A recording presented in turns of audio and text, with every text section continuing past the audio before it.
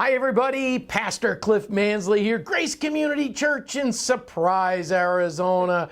Oh, we are so glad that you've tuned into this goodness gracious podcast, broadcast, webcast, fishing cast, bodycast, armcast, legcast. We are going to have a great time.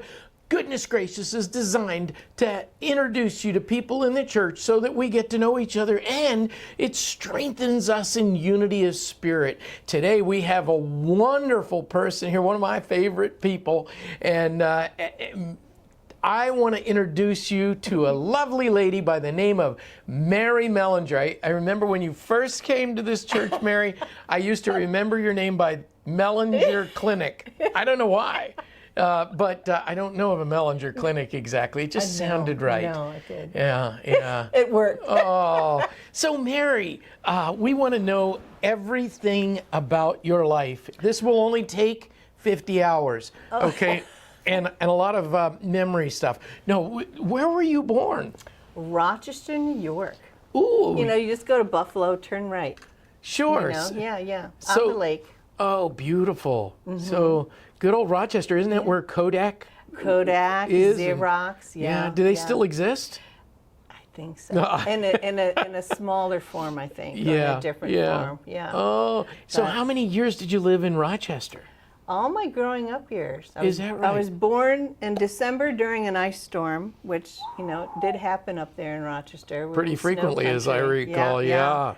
And my dad and mom, my dad built our house with my grandfathers, and so we were all That was a log cabin. That was a log cabin. Yeah. There was no, actually, it was a Cape Cod. Is that right? Yeah, Oh, how nice! Yeah. Wow. And so we were raised in that house, And what did your dad do for a living? he was a civil engineer. Okay. And was he working locally then with the city of Rochester? He worked for the county. So he worked for the Okay. government. And Okay. So did a lot of things.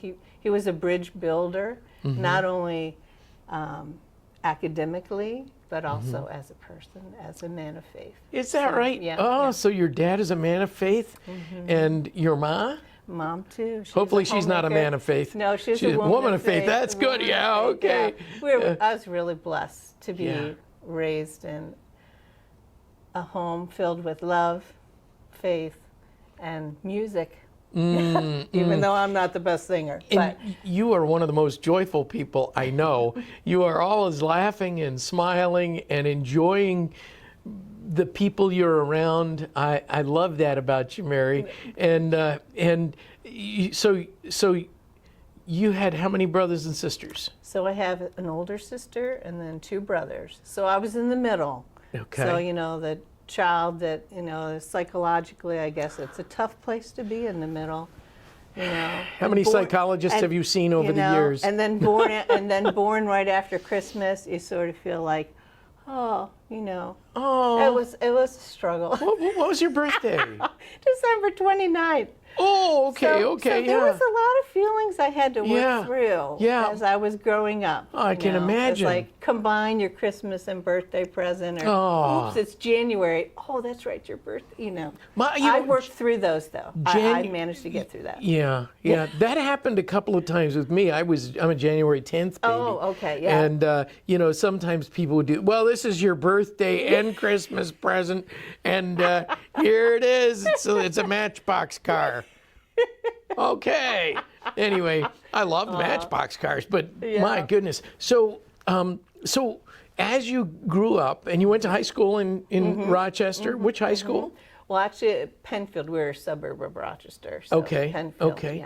And what were some of the fun things that happened in your youth and childhood and youth? Oh my! Yeah. Well, we were at the church quite a bit. It was a big city church, and so we were involved in all sorts of church activities. Which church did you go to? We were raised Methodist, so it was Asbury First United Methodist Church, and it's like the big steeple church, literally. Oh yeah. Of the conference. So they did a lot of things, and my parents were very involved. So I was in choir and bell choir and went on mission trips and things like that. Yeah. But you didn't have eyes for any other boy until Lanny came along, right? Oh, yeah, right. That's true. That's true. Maybe one other relationship, and then, Where did you meet Lanny? in the back seat of a car. Oh, are you serious? Yes. Oh, I'm shocked. Well. No. Oh, yes, yes. So we shared a ride. We both went to Grove City College. Ah, okay. In Western Pennsylvania. And back in those days, you would share, carpool. And Sure. so it was like a 6-hour drive from Yeah. Rochester down to Grove City. So we were heading back to school, and the car pulled up and into our driveway, and Lanny gets out, and he takes my suitcase and puts it in the back, and I'm going, maybe I'll marry him. Wow. Wow. We get in the car, and of course, someone else sat between us. One of the other girls sat between us in the back seat. But that's where it all started. Is that? At our driveway. I love it. In your driveway. That's just great. And so you were in what? Where were you in college at the time? I was. It was my spring of my sophomore year, and Lanny was a senior. So he was. This was the last semester before he headed off to seminary. Wow. So it was just kind of just in the nick. Yeah. Oh, wow. So then you had a long-term relationship, I guess, We did. because We he did. went off to Princeton. Yes. And you had another 3 long years. 2 years. 2 long years of. Yeah. Wow. How did you ever survive that? Well, I would always read Romans chapter 5, verse 3.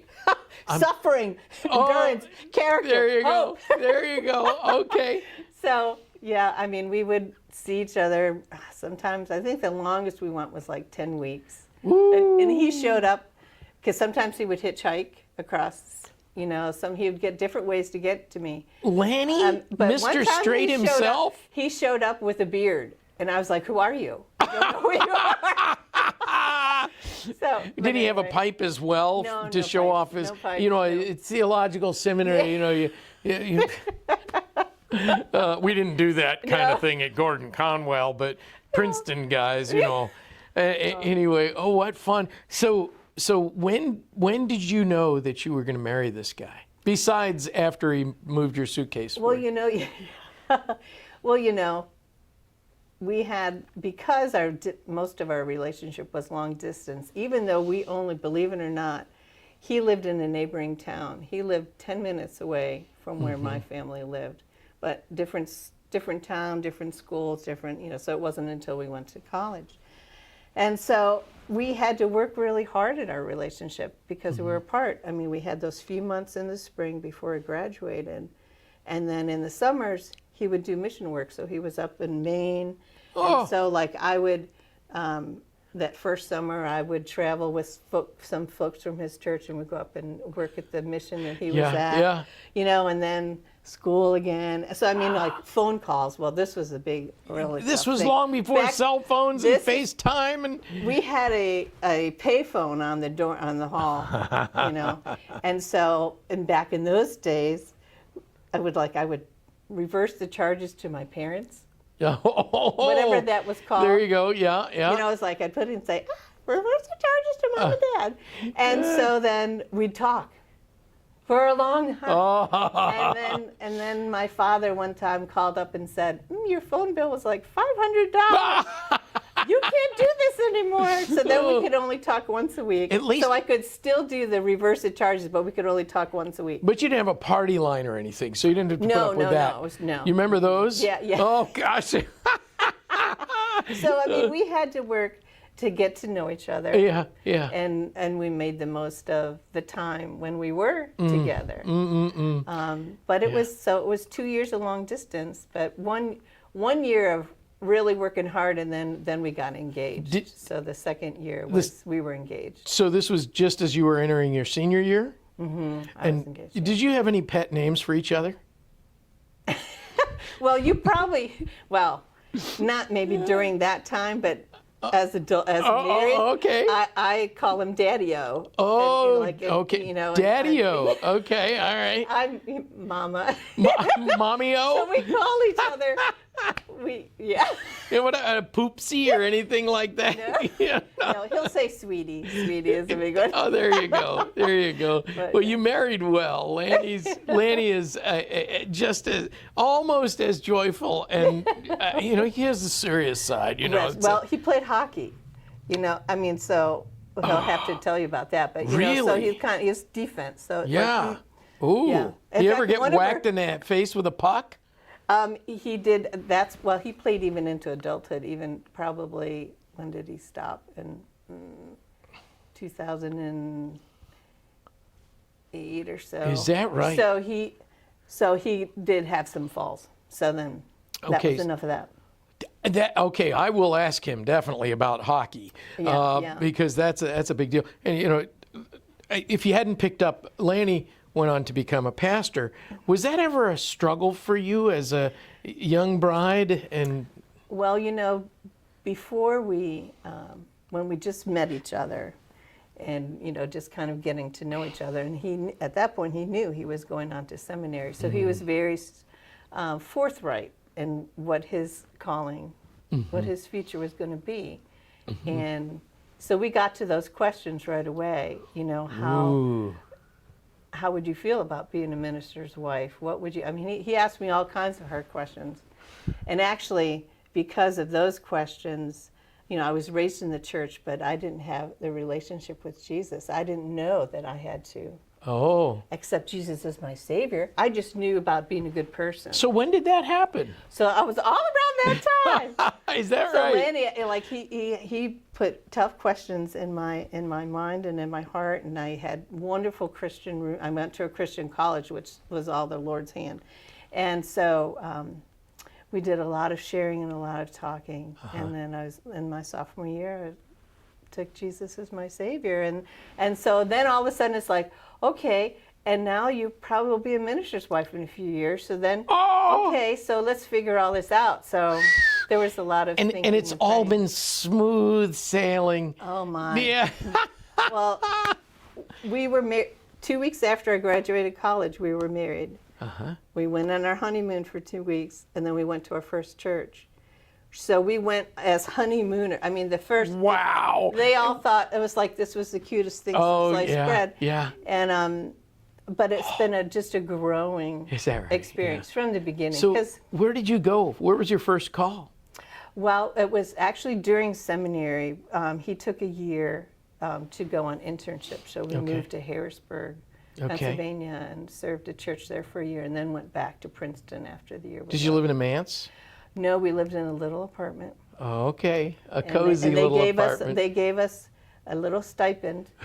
I'm sure. And thank heaven, I entered the marriage with some money. Oh, that's wow. Okay. And we went through the money. Oh, I'll bet. I'll bet. We went through.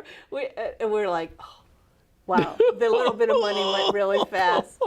And and they were so sweet because our last Sunday, they called us out into the church parking lot, and the whole congregation was gathered, and they had taken up a gift, a monetary gift, and that got us through seminary. Wow. And then we had our first real ordained call.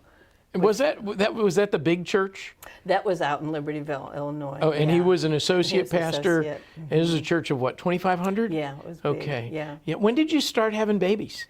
Well, we were in the ministry for 4 years. We were married for 4 years, and then we had two daughters in Lake Forest, born outside of Chicago. I've met both of them. That's right. That's right. So, in fact, one of them works with your daughter, or my daughter. Yeah. Yeah, something like that. Yeah. And the other one writes devotionals, beautiful devotionals. Yeah. I was so impressed when I first sat down and read this, and I thought, wow, hillbillies like Lanny and Mary were able to. I'm kidding about that. No, just wonderful. Yeah. Now, Lanny grew up as a pastor's kid. Has that ever caused any oddities in your relationship? I mean, PKs are notorious for being difficult. Right, yeah. No, it was funny because when we did our first email together, it was PK3 +1. And of course, Lanny was a preacher's kid, the two kids were preacher's kids, and I was the plus one. So it was always an adventure. Oh, You know, yeah. I mean, and I know even for the girls in one church we went to, I can remember one of the older women, when they were just little, and they said, well, you know, you have to be elevated as children above everyone else, and everyone's going to look to you for being good behavior, all this, and set the bar really hard. And they're both like, so they were very good. We were blessed. So I'm curious. Can you give us one fantastic experience you've had in church, any church, you know, as you've grown together, and one experience where you're just going, oh my goodness, this is too much? Because there's always one of those. It just happens. Oh, do tell. Oh, goodness. Well, you know, we served 6 different churches over our 40 years in ministry, full-time ministry. And each church, I think, it was a blessing. And there are also challenges in everyone, you know, as you know. We had one church in Southern Illinois that there was a time in our lives where the Lord, I felt, really used us greatly. Like it was a transformational time for me spiritually. We did this, Lanny initiated this discipleship program, which was, like I said, transformational for me and all of us that were a part of it. I worked in the schools, I'm a teacher, and so I was asked to... You're a teacher? Which grade? Well, elementary was my certification, but I did K through 12. Okay, well, I don't want to interrupt your story too much. Yeah, but. no. But at that same time, then also not only spiritually transformed, but in my vocation as a teacher, I was asked to be a mentoring coordinator at the school. So I worked with at-risk children, K through 3, and I had mentors in the community from the churches, the black side. It was racially divided town, and you know, working with both. So that was very powerful. And just personal growth, because that was where I was asked to be an elder. The elders, usually they don't want the ministers' wives to have too much leadership. But in that church, they were like, Mary, we need you to be an elder. And so Laney said, if you know, and I always felt Lord gave me gifts, and I wanted to be able to use those gifts. Is there a particular time when you really felt God was growing and stretching you? What was going on? And that was, I think, those years, we were there for 5 years, and we were challenged in so many ways, like I said, the racial issue that we went through, and just bringing our people who also felt very, how do I want to say this gracefully? I mean, they struggled with interracial things too. Sure. And so, so that time frame was just, like I said, it was a time of personal growth, spiritual growth. And specifically in the church, we had the last church that we retired from. That was where we joined the EPC, and so part of that process was, part of that process was forming a vision. So a vision for how you would be reaching out to the community. And so the vision after a year of studying was Hope Ministries, what we came up with, and we went into the Section 8 public housing, and we had a program for the kids, and we would do once a month, and that was a very powerful experience. And it also kind of tied in my work with at-risk kids, and involving the congregation in a way that they could serve and that maybe they hadn't. Even though the first time we went, we had folks that were very worried about us because it was a risky place to go. Yeah. Lots of drugs. Yeah. And we were there on Saturday morning between 10 and noon. So it was a little bit safer than if we were there on Saturday night. So they even had the police come and make sure we were safe. It was that kind of thing. And that was just the first time. And then we said, no, we're all right. The Lord's with us, we're all right. Yeah. And so we never felt afraid. And we would go and knock on their doors and interact with them, even the wafting of marijuana and all sorts of things coming out. And we'd be like, hello. Do tell, we want to know more. Yeah. But I mean, just experiences that Yeah. put us in situations that maybe we weren't Yeah. familiar with. Sure. But yet the Lord led us, and, Yeah. He equipped us. Isn't that exciting? Mm-hmm. Oh, so I when I think about you and Lanny in ministry and now retired, and you just sit back and let everybody else minister to you, as I recall. Isn't that the way that works right now? I'm just kidding. That is not at all true about Mary and Lanny. Tell us about retirement, and well, we're so thrilled to have you here at Grace Community Church, and I know you've been busy doing stuff. Tell us, give us an update on what's going on with what have you been doing in the last couple of years here at the church and nationwide. Well, when our last Sunday on the church that we retired from, Lanny expressed specifically that we're retiring from full-time ministry, but we're not retiring from service. And so my thing was having purposeful retirement, and I wanted to find a way. And we actually started researching this, seeking out direction years before. So we got involved with Billy Graham Rapid Response Team as chaplains, and so that process started back in like 2014. So. And you've been to, you've done hurricane relief. And any other? Yeah, so we've been deployed 3 times. So initially when we became chaplains back in 2017, around the same time we joined the EPC, we were deployed to the wildfires in Santa Rosa, California. It was a year before the Palisades. Yeah. Or Paradise fires.